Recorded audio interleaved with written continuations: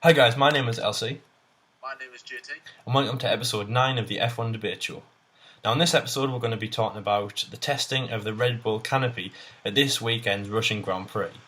This will be brought in for the 2017 season to improve safety, as it's more protection for the drivers in the cockpits. Now, as some of you might know, and we covered in our early episodes about the winter testing at the Spanish at Circuit de Catalunya, Barcelona, the Halo cockpit that was introduced by Ferrari. Now, that was probably much of a fail, would you say, JT, to think? So, anyway, so Red Bull came up with this concept, and they designed it before the Australian Grand Prix. Now, the race, obviously, they're coming into the fourth race of the 2016 season. It's going to be tested.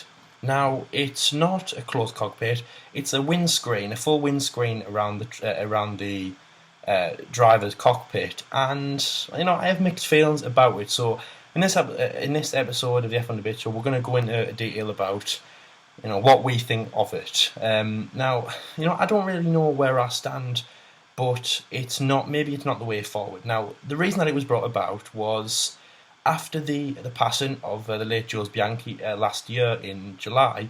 The FIA and the FOM really had to screw their heads on about driver safety. Formula 1 has always been dangerous. Now, they came up with obviously how to improve it, and closed cockpits seem to be the way forward. Not really much so now, but it was more protection for the drivers in the cockpits. Now, by the way, this doesn't solve all eventualities, which we're going to go into in more detail. Now, looking at this design, it's not the best. I mean, as I say, there's loopholes in it. The bigger thing that I think is that it restricts visibility. Now, what I mean by that is obviously drivers have a helmet, as you know, so they've got to look through a letterbox on the helmet, and obviously driving a Formula 1 car must be very hard in terms of visibility. Not like a road car where you're sat, upright and you can see a lot of things in front of you. You're in a Formula 1 car almost lying down on the ground, if you like. So visibility is obviously a very hard thing to get around. And also, you're looking through another layer of material. Now, obviously it's not made of glass, it's made of like this very strong layered plastic. It can't be made of glass because it shatters, and obviously glass is quite heavy, which is not going to favour the aerodynamicists of the teams. Plastic can crack. By the way, this isn't a physics lesson, so don't get freaked out. But plastic can crack. If something does hit the screen, and yeah, it doesn't solve everything. So before I go into too much detail about it, we're going to get the views of my co-host. You'll be able to see him on the screen at the moment. He is JT. So JT, what do you think of this windscreen design? Well, I've got it on the screen right in front of me now, and what I can say is, well, it's better than the Halo cockpit design, definitely. As like you said before, it was an absolute disaster to see, and an absolute shame to have even thought about it. You know what I mean? But I mean, this design is, it's clever. It doesn't make the car look, as tacky and as the Halo cockpit design. It makes it look like professional and quite neat. And if this was the future of Formula 1, I would approve, definitely. But obviously, I would prefer without. But obviously, we don't make the decisions for Formula 1. The FIA do. Yeah. So if this was the way forward, I would approve. Now, as well as positives, because obviously it's going to protect the driver, and obviously aerodynamic as well in all that malarkey. But then when there's positives, there's negatives. Now, for me, the main negative thing I'm going to have with this is rain. Now, when it rains, obviously with the things come down, the screen will probably heat up, or obviously loads of condensation will come on it, which obviously again is poor visibility. But I would imagine that we are in Formula 1. This is a very advanced sport, so maybe they are one ahead of the game, and the fabric might be some sort of rain material that when the rain comes, it just quickly comes off. Windscreen wipers. That type of thing. That would be amazing. I would love to see on the wipers as well. Oh.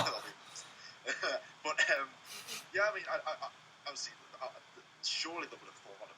You know what I mean? If it was in, obviously, if it is going to rain, and obviously it gets foggy and stuff. But I mean, this is definitely way forward. I would look forward to see what it actually looks like in real life, because we've seen concept, 3D images on screen. I would look to see what it really looks like in real life. Yeah, I mean, obviously that is a massive problem, and that's definitely what they were faced with because, well, when they were talking about the fully closed cockpit, so almost like a fully plastic pod that would just attach, so the driver would he wouldn't get any fresh air at all. That was definitely the worry about it. So yeah, rain, oil, anything like that, moisture. I mean, as I mentioned about the visibility, anything that will alter the driver's visibility, it's not. Now, obviously, as we saw with the Halo cockpit, they're big. There was a pillar in the way of the driver's centre eye, which, I mean, you can't get around that. The drivers can't see, and if the drivers can't see, they can't drive, and if the drivers can't drive, there's no Formula One. What are you going to put in? What are you going to put in the cars? A robot. A robot that just feels the track. It's. What's it going to be called? Nico Rosberg. Oh my god. Right, guys, that's the end of the episode. My god. Bye. My god. That was average. Now, actually, one thing. Now, obviously, there was a lot of holes in this. As JT said, if safety comes first, safety comes first. It's the way forward. It will be made by the FIA, and also that they get to make the decisions. Now, unlike the qualifying, public opinion doesn't have a word at all in this because it is the driver's safety. But though, now Martin Brundle from Sky Sports F1 has said on many occasions that Formula One has to be dangerous, and when Formula One loses its dangerous element, Formula One won't exist anymore. Now, in the 80s and the 90s when he raced, it was safe-ish. It was still dangerous. So he liked it. He liked it though, how there was still a dangerous element about it. Cars would flip over. Anything would happen. Any eventuality would happen. He just liked that. I mean, that's what Formula One is. It's a sport. People want fun. I mean, to be honest, people watch American football, because they like people smashing into each other. They go to NASCAR, watch it, hoping for a crash. People like a bit of. I don't mean they like danger. Sorry, yes, they do. They like danger. I was going to say that they don't like people getting hurt or anything, but yes, people like danger. People like the danger of doing it as sport. And I guess, do you know what? I think in terms of the natural ecstasy, I guess that's what the drivers feed off. They must feed off the danger that Formula One brings. You know what I mean? It's and obviously this is, it's going to be no safety. Now, as I mentioned earlier on in the video, about it doesn't cover all eventualities. Now, I remember in the Australian Grand Prix, which was a few races ago, there was two things that happened. Now, the Halo cockpit, which had just been tested in Spain about 3 weeks beforehand, really contradicted those two things. It was Kimi Raikkonen's fire and Fernando Alonso's flip. Now, JT, those two it will cover, things flying off a car and hitting the driver in the face, or any oncoming objects flying towards the driver. But those two things, obviously Kimi Raikkonen's fire in the cockpit and Fernando Alonso's crash, which, by the way, he got out, he was inverted, as you know. So those two outcomes, there is no way on God's earth this glass would protect them, would it? Not from that. I think what they're trying to think is because they're trying to protect the driver's head, which is obviously key in Formula One nowadays, because they can protect everything else. It's like, if you remember when Senna crashed, he had no bruise on his body, it was just his head which killed him. Same with Jules Bianchi, head injury. So that's what they're trying to do. But look at this cockpit design, it doesn't really look like it's going to protect the head much. It looks like as if it's just obstructing things coming towards you, like as we've seen with Felipe Massa in Hungary 2009 when the spray came towards him, hit him on the helmet. Yeah, exactly. And probably then that's when they started considering closed cockpits. Yeah. But to be fair, they've probably been considering this for a good maybe, I don't know how long, say 20 years perhaps. Yeah. And obviously they haven't had the nerve to actually do it up until now, because everyone's thinking, well, we're not going to lose a Formula One driver. I mean, it's too safe. Mm-hmm. Obviously, up until Jules Bianchi died, Yeah. then it's like, oh God, hang on a second, Formula One isn't safe. Yeah. There is a likely chance, but obviously with Kimi Raikkonen's fire, it's just like another thing to do. You know what I mean? Instead of just like, seatbelt off, straight out, take off, start off the helmet. I mean, at least he can get out. Unlike the Halo cockpit, when you were kind of restricted from getting out. I would imagine. I could be wrong, but I could imagine that this flips upwards. Mm-hmm. So obviously the canopy is like that. So it'll go up like that, and you would get out the car. Yeah. Same with the Halo one, that will probably flip up, and you can jump out. I could be wrong. I don't know, but that's what the images look like. And if you were to do that, that's another thing you've got to do with that. Then you've got to do that. You've just wasted like a second doing that, and then that second could be, fatality. You know what I mean? Yeah. It's unlikely, but anything. And literally, as we've seen with Jules Bianchi, I'm now saying anything can happen in Formula 1. Before that, I was saying Formula 1 drivers would find a big crash like that. But now it's like, anything can happen in Formula 1. You just don't know. I think the thing that you touched on, JT, saying that you've wasted, obviously vital seconds if you're in, say, a state of Fernando Alonso, upside down. Now, as we saw with Martin Brundle, his crash in Australia, I've forgotten the year, I think it was 96, but please don't quote us on that. When he was upside down, obviously they were vital times that he had to save. He quickly got out of the car. Now, just as you said about saving seconds, now the test, I always remember this, the test to get your super license, remember it's called the 5 second rule. You've got to get out of the car within 5 seconds. This would alter that. It's just another thing that you've got to climb over.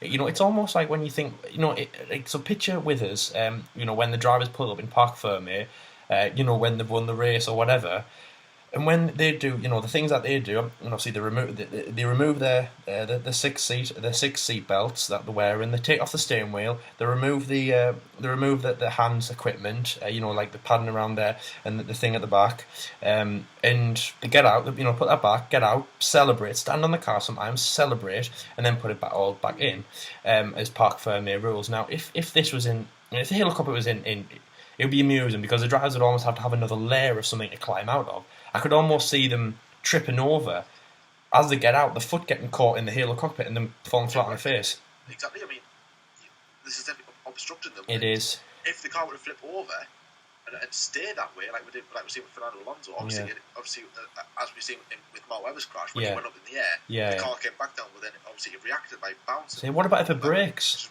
But I mean, if you're on gravel, you're not going to do that. It's just a skid. Yeah. And then you're just upside down. Yeah. And then this thing blocks your path from it does, because you can't go up. Yeah, you're right. If there's an obstruction there. I was going to say, as you said that, JT, I was going to say, what about if it breaks? I mean, as I say, plastic is not the strongest. There's no elements out there that is going to be... But the thing is, though, I mean, as strongness goes up, cost and weight being more important to the bigger teams, cost being important, well, cost and weight being important to the lower teams, they're going to go down. Sorry, they're going to go up. Sorry, the weight is going to go up as the strength of whatever this is going to be made of. Now, again, I'm not a physicist. No, I don't know too much about this, but it is made of like layered plastic, very very strong. Now, this is going to add weight to the cars. Now, Formula 1, obviously, the aerodynamicists, the R&D department that design the Formula 1 cars, design Formula 1 cars so that they are the lightest they possibly can. They shed every bit of weight that they can, even on the drivers' helmets they can. If there's even one less of those, like driver, what do you call them thing? Like, the things that they remove, like on the visors. Even if there's... I imagine that the race engineer will want to know how many the driver wants to set off with, because he doesn't want to set them off in the car with one more than he doesn't need, because it's extra weight. So this is going to be extra weight, and also as well, as JT said about the crash. Now, yeah, you're right. The restriction of getting out is a big key. I was going to think, what about if it breaks? Plastic is not going to be the strongest thing. The frame, whatever it's made out of, carbon fibre, I imagine, is not going to be the strongest material. It's going to break. It's going to shatter. Well, as you know, the front wing's made of carbon fibre. That breaks very easily, very, very easily. A driver can go into a wall at very low speeds, and the front wing's gone, completely obliterated, because as strong as carbon fibre might be, obviously it's going to be very light.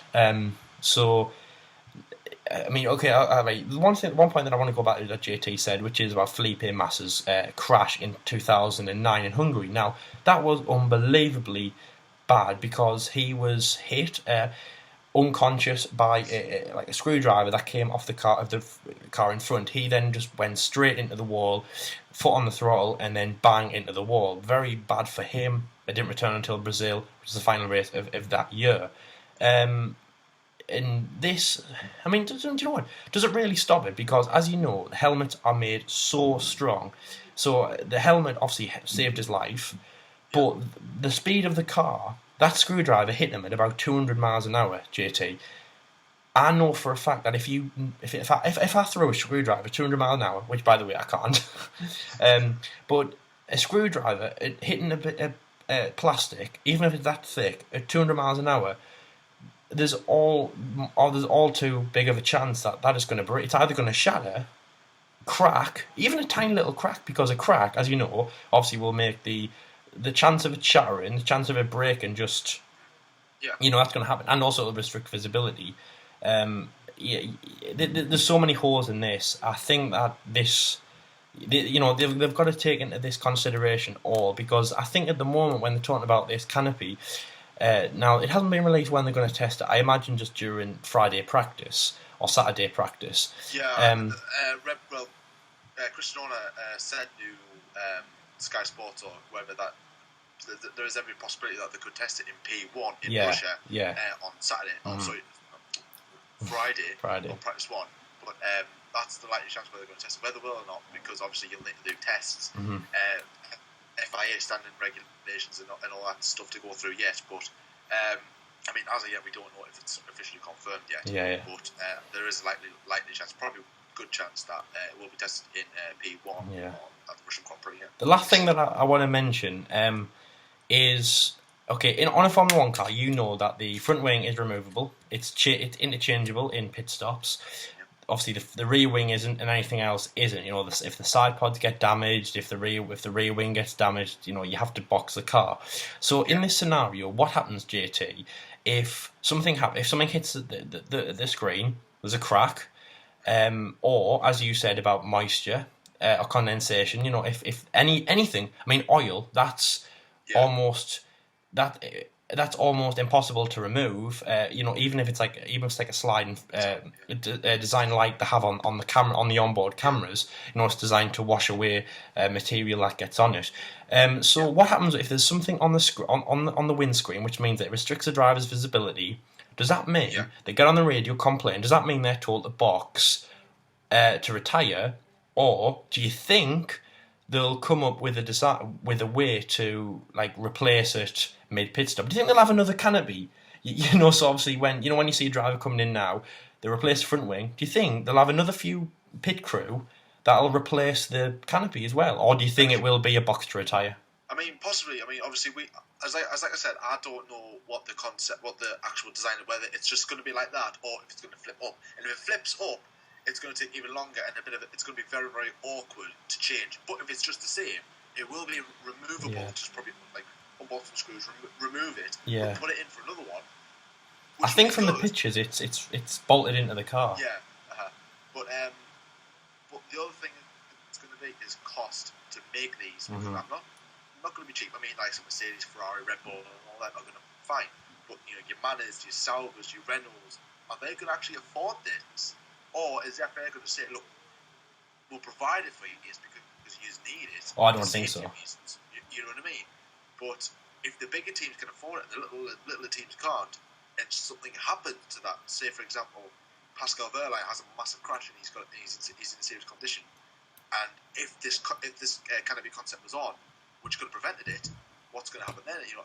There's massive pressure on the FIA, and that's going to kick off another political argument again. Like, I think obviously this has been going on for ages now. Obviously, but since before Jules Bianchi's crash, before Felipe Massa's crash, when Rory Kubica crashed, when Kovalainen crashed, and when Michael Schumacher crashed, they were probably considering, right, we need this design to protect them and stuff like that. And obviously with Mark Webber's crash as well, it's mind-boggling right now. But hopefully they will come to some sort of conclusion about what the hell to do. When it comes to practice, we'll probably know a little bit more about the design and what actually is what the plan is. To be fair, if I'm honest with you, because I don't know. Yeah, exactly. I mean, it's unbelievable thing. Just as you mentioned about cost, JT, it's designed by Red Bull, so I think that Red Bull will then sell it to other teams, and it'll be like their chance to buy things. Obviously they buy the engine off Red Bull. They buy the engine off Renault, so now that they can be the provider to other teams. So anyway, that's the end of our debate about that. Now it's something that's going on for obviously a long time.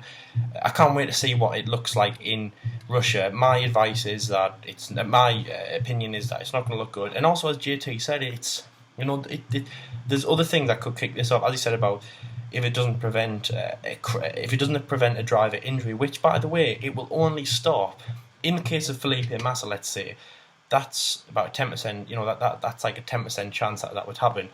There's other possibilities: a driver flipping over, a fire, stuff like that. That'll either it won't help, or it might even make it worse. As you see with Mark Webber's crash in Valencia 2010, that could have made it worse. He didn't end up inverted, but just imagine that if he had. Obviously, he hit the ground at incredible speed. If he had just slid across and didn't flip over again, yeah, that would be it. He wouldn't be able to get. I mean, there was no fire, there was no real danger. He'd probably been flipped over again. He would have been trapped. Yeah, but and he could have damaged something. Yeah, just imagine. I mean, it's there's loopholes in this, even more so than the Halo cockpit. So we're going to move off from that. Now, as you say, obviously we've got the Russian Grand Prix coming tomorrow, which will be released tomorrow on the channel. Now, obviously, we're not going to go into too much detail about that. It's fourth race of the season. Now, the next thing I'm going to move on to, obviously, is that Lewis Hamilton has said that Nico Rosberg hasn't been challenged yet. Hasn't been given a proper challenge. Now, obviously, Lewis, of course, he's going to say something like that because Lewis is Lewis. Lewis is the man who, well, everyone expects him to have. By the way, everyone expects him probably to have been ahead of Nico at this time because he is the 3-time world champion. He's a reigning world champion. So yeah, Nico not having the challenge, I don't believe that. Lewis has been in these 3 races. It's not like Lewis has been, like in a Fernando Alonso situation that he hasn't been in the race. So Nico has been getting the challenge off Lewis. Nico's just come out dominant. So JT, what do you think about that? Do you think Nico hasn't been challenged yet properly by Lewis, or? Well, nobody really has challenged him, if I'm honest, because he's been so far ahead. But the reason why Hamilton hasn't really been challenging him, or as you said, Rosberg hasn't had a challenge, was because Hamilton's not been there to challenge him. He's had problems. He's had grip penalties. He's had car problems. But he has been in the races, though. Yeah. And you know what I mean? So he's like, Rosberg hasn't had a challenge. Well, come on, Lewis, give him a challenge. You know what I mean? Where's he fight? Come on, man. You know what I mean? Yeah. Book your ideas up, sort yourself out. Yeah. Stop going to bloody Miami whenever the race is Stop complaining, just get it done, Focus your bloody ass off. Catch him back. You know what I mean? Like, I would love to see Rosberg win the title, but we're British, so I will be gunning for Hamilton always. Mm-hmm. But at the same time, Rosberg's been always been in Hamilton's shadow, so this is his moment. He's like, Lewis, I've been in your shadow for God knows how long. Screw you. And Rosberg's always been in the shadow and fighting. Rosberg has always been putting the fight to Hamilton, and now that the tables have turned, it seems like Hamilton's just kind of backing off. His mentality now seems to me like he can't care less about. I mean, if you remember when Vettel dominated with Mark Webber, mm-hmm. obviously Webber didn't have a chance to actually turn what's happening in the series, to turn the tables where Webber's dominating, Vettel isn't. But when Ricciardo came in and then he was top dog all of a sudden, and Vettel wasn't, that was kind of like reversed. Vettel took the easy way out, the kind of what you could say Lewis is doing at the moment. Well, I mean, there has been rumours that Lewis might go to Ferrari. Apparently he's turned around and said no, but I mean, to be fair, Ferrari did offer him a very luxurious offer to replace Kimi Räikkönen. Yeah. See, JT, just on the topic of that, which I don't like that, because as you mentioned about Sebastian Vettel at Red Bull in 2014, now he took he bailed as soon as he could, forgetting all of what Red Bull gave him, the four consecutive championship driver and constructors world championships. I mean, more drivers, he didn't really care about the constructors, but so all of that, and then he bails out as soon as he had a bad year. He 3 wins down from what Ricciardo had. Coming from he had 9 on the bounce in 13, and then he goes to no wins whatsoever in a terrible year and getting outshone by your teammate who's just come from Toro Rosso, your junior team. On the topic of Lewis Hamilton going to Ferrari, now, I mean, it's not so much Ferrari, it's just more of a bailout, but I hope he just doesn't do that, because you've got to remember what Mercedes have given this lad. He came in 13, he had 1 year to get settled in, 1 year, which by the way, I think's almost like his transition from, a tame, young lad at McLaren to a fierce, a fierce, like, drives for himself kind of person that he is. He had one season to settle in, then he's been given everything from the team, and it's not just a drive; it's the money, it's the more fame that he can handle. It's turning Lewis from just an international icon to an international legend. Mercedes have given him loads, and if he loses this year to Nico, even if he comes in second place, which I imagine he will if Nico wins, even if Lewis comes in second place, if he bails out and goes anywhere else, that's his reputation, from in my eyes, gone, because he's just bailed out. I highly doubt he will jump ship. Obviously, he's turned around and said no, but if Ferrari would offer him a massive deal, he would take it. Yeah. But I don't think Ferrari will. The reason being is because they've got loads of potential at the back of the grid, like Max Verstappen, Pascal Wehrlein, them sort of drivers who are coming through the ranks, and Ferrari will be looking to the future. Now, Hamilton is 30 years old. Now, obviously, that's quite old for an F1. But if you're in sport and you come in your 30s, you're coming toward, you're pretty much at, you could say, the peak of your career. But now, afterwards, you're going to come back down towards the end of your career by the time you're 32, 33. I mean, no offence, Kimi Raikkonen, Fernando Alonso, Jensen Button, you know what I mean? They're getting older, their reaction times aren't as quick as what they were. They've got the knowledge and experience, but they've got all these young guns behind them, like Verstappen, like Wehrlein, Carlos Sainz Jr. and all them, you know what I mean? K-Mag and all them. And they're coming through, and they're learning from them, but then they've got the new type of skills and stuff. So, Hamilton's got all that. If you remember, Hamilton once upon a time was that kid. You know what I mean? He was, yeah. This kid is going to be something special. Yeah. Like what we're seeing now, and now Hamilton's Hamilton's the oldie now in Formula One, which is a bit weird to actually say because since I've been following Formula One, I've watched him grow. Really, you know what I mean? Yeah. It's weird. It's going to be weird when we're like in our 30s and 40s and we're seeing like Fernando Alonso, Jensen Button, Lewis Hamilton on Zimmer frames and stuff like that. Coming to, like when you see Alan Prost and all that, we'll be like, wow, that's weird. I can't wait to see that. I can't wait to say I've lived through the years of and then these X number of drivers, Lewis Hamilton. Yeah, it's good. It will be good. It's even the young ones. I mean, did you know what? I mean, what you said, we've seen him come in, we've seen him retire, we've seen him. Max Verstappen. I mean, he's just a bit younger than me and you, JT, and I'm younger than you, so he's just a bit younger than me. So he could be retired when we get to 35, 40. That would be weird. I mean, back to the subject about Hamilton. I think he'll stay at Mercedes because Hamilton is very determined. I think if Rosberg loses this title, loses this challenge to Lewis, I think he'll jump ship. I think because I mean, there will be options out there because Rosberg will be like, again, I'm not. He might even leave Formula One.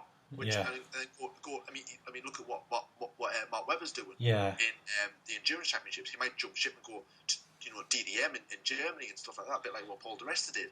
He might consider that or go into something else, because he's like, I'm not getting what I should be in Formula One. Like my team has let me down for the past 3 to 4 seasons. Yeah. Now I'm stuck behind this idiot who's came in, replaced Michael Schumacher. I've been in since day dot. And now he's getting all the reputation and all the upgrades and everything like that. Yeah. So then you either jump teams, or like I said, could be wrong. You either jump teams or you'll leave Formula One. But obviously there is rumours going about that he's going to sign a contract extension. I believe it's going to be about to 3 to 4 years. Yeah. Obviously it's early days as always. I hope he does. Yeah. I mean, DTM would make sense for him. Yeah. DTM would make sense so much, and obviously I don't know what his dad did after Formula One because he retired after one World Championship. I see. I'm not sure. Yeah, I don't know what he did. But times have changed, though. Oh yeah. But I don't think you jumped formulas after you've retired. But it would be such a shame to say that he's been in Formula One so long and then he leaves, on bad terms. I'm not saying Mark Webber did, a bit like Barrichello. I remember when I was younger. Obviously, everyone knew Barrichello. Yeah, teammate of Michael Schumacher. Ferrari dominating everything. Yeah. And I remember being told that he hasn't even won a world. I mean, when I first followed Formula One back in 2010, when I first knew all the stats, I seen that Barrichello hadn't even won a championship. I'm going, Really? He's been in Formula 1 since 91. He hasn't won a thing. It's like, bloody hell. Couldn't other drivers share the world championships with Barrichello? I mean, obviously, his best chance recently was obviously 2009 because Braun had a magnificent car with the constructors, but Jens Button was. Jensen's fully deserved that though. He was the best driver. I mean, to be fair, both of them deserved it. They did. It was 1-2s all the way. Jensen to win, obviously, but therefore all these will probably want Barrichello to win. But yeah. Barrichello, if you're watching this, 1, subscribe, 2, subscribe. Yeah, let's subscribe first. And now, speaking of Brazilians, we hope you have heard the news and seen the footage of the race. Now, JT, we go all over the world. We don't, but Formula 1 goes all over the world to these different races. And Lauda Hunt, Senna Prost, all these rivalries, Nico Rosberg, Lewis Hamilton, forget them. There's a new rivalry on the block, boys and girls. Daniel Ricciardo v Felipe Massa's young boy. Now he was racing obviously these little like go-karts that you buy, little toddler stores, and they. That's what we should do, right? Me and Elsie should actually race each other. We should buy some, loads of, and actually have a race. We will. Promise that very soon. We will. We'll following in the footsteps. Massa's young son, who by the way I think everyone's got to watch him coming in. What's his face? He challenged Daniel Ricciardo to a 10-lap race on go-karts in the Massa's household's apartment balcony in Monaco, and oh wow, you've got to watch it. It is unbelievable. It obviously. He's a really good talent. I mean, how he drifted the car, JT, it was so unbelievable. And it was fantastic. I mean, we've seen some massive races in our time. Spa 2012. Spa 2014 as well. We've seen loads of. Do you see the jump he did at the start? That was mad. Daniel couldn't. He did put up no fight. It was unbelievable. Oh well, do you know I was unbelievable because okay, I'll tell you something. Right, truthfully, I was thinking that Daniel might. Say, Daniel might let him go into the lead or whatever, but he didn't. Daniel put his foot down as soon as Felipe said go, and Massa just took him. He won the race. He won the little race. Daniel, by the way, Daniel Ricciardo. Now Red Bull obviously is my favourite team. Daniel Ricciardo is a fantastic driver and one of the best on the grid. The Honey Badger, obviously the one with the biggest smile in the paddock in the world, probably. Australia. I mean. Australia's halfway around the world. I can see Daniel smile if I look out the window, and it just shows what a great sport Daniel Ricciardo is. What a great person. I mean, I'd love to have a beer with him one day because he seems like a fantastic stand-up guy. You know what I mean? You'd be great on a night. I know. So come on. So Daniel, when Silverstone rolls by, when you're next in the UK, come and have a bit. We'll call your house. No one else. We'll order you a can of Foster's, and we'll come and have a drink. Come and have a drink with us. Oh, it'd be great. In our Premier Inn, 5-star. Oh man, it would be absolutely amazing. Right, okay, we're going to call that the end for the episode 9 of the F1 Debate Show. By the way, the last thing to mention, now this happened early last week, is well done to Niki Lauda, who won the Lazarus Lifetime Achievement Award in Berlin, Germany. Obviously, unbelievable by him. I'm not sure who he follows, obviously, but other people who won Lifetime Achievement Awards, equating to things like the BBC Personality Lifetime Achievement Award that we have. Unbelievable by him. Lewis Hamilton and probably more February and Max Verstappen ran for Sportsman of the Year. Obviously, they didn't get it. Unfortunately, it went to New Zealand former rugby union player Dan Carter, which is obviously well deserved by him. But this isn't a rugby show. So yeah, I mean, obviously, it would have been great if it went to Max. It would have been great if it went to Lewis. Sorry, it'd have been better if it went to Max. It'd have been fantastic if it went to Max. It'd have been good if it went to Lewis. Tumbleweed. But obviously, well done to Niki Lauda. Fantastic, deserved, unbelievable. And I'll give yourself a round of applause. Well done. You did unbelievable. So that will be episode 9. Now, on the show this weekend, on this week, tomorrow we have the Russian Grand Prix preview, so please catch that for the Russian Grand Prix in Sochi this weekend. Now, Friday, we have episode 2 of F1 Decoded. If you haven't watched episode 1, please go and check that out. It is between Lewis Hamilton and Ayrton Senna. This week is very special. It is Sebastian Vettel v Michael Schumacher, the unbelievable rivalry. That is going to be amazing. I'm so excited. I can't wait to do that. On Sunday, we are going to be bringing you the Russian Grand Prix review after the race, and also as a special tribute. As you know, on Sunday it is the anniversary of the death of Ayrton Senna. So me and JT thought it would be appropriate to make a video which describes Ayrton's legacy in Formula 1. More than him, not so much just talking about his life, about what he left in Formula 1. So obviously we're obviously very excited to release that, and show what we think about Ayrton Senna and what he has, the imprint that he's left in Formula 1. Because if you don't know at the moment, it is a massive one. He changed so much in Formula 1, which is amazing. So so obviously that's coming up on the channel this week, at the end of this week. Again, if you haven't, please like and subscribe to us, the F1 Debate Show. It is completely free, and you should have already done it. We're very disappointed if you haven't. Just enjoy everything that's coming on, and we will catch you in the next episode. So thank you very much for watching, guys, and we'll see you later. Thank you very much, guys. See you later. Bye bye.